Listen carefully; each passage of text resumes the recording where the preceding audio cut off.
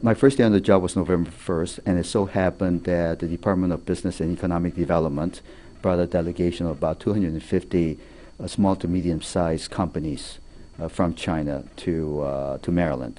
And they were exploring the opportunities of establishing themselves in Maryland, opening branch operations, manufacturing, and so forth, and starting businesses. And they visited the campus. And 2 or 3 of them have now expressed real interest in establishing themselves in our University of Maryland Business Incubator.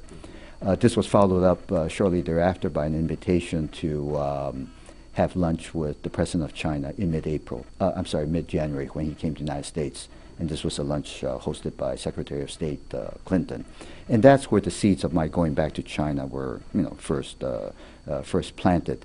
And it was followed up then by an invitation from the governor to join his trade delegation in June. We have extensive connections in terms of education and research and student exchanges.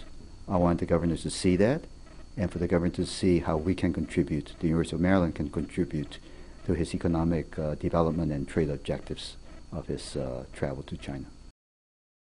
I think he was very pleasantly surprised to see the vast connections that we have in China going back many years.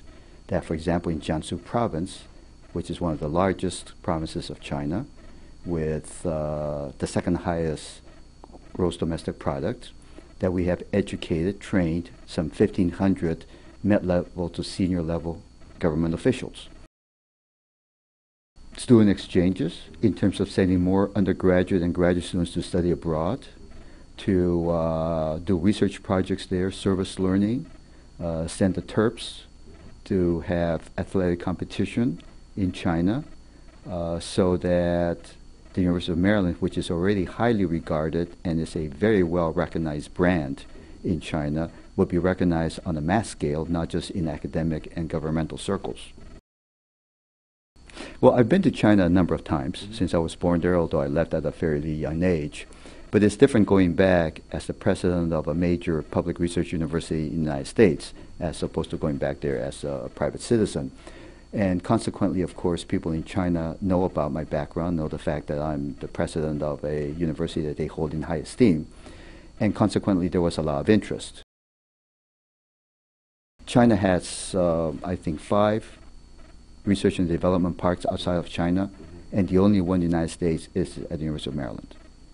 So we signed agreements with about 4 new startup companies to come and establish their R&D operations in Maryland.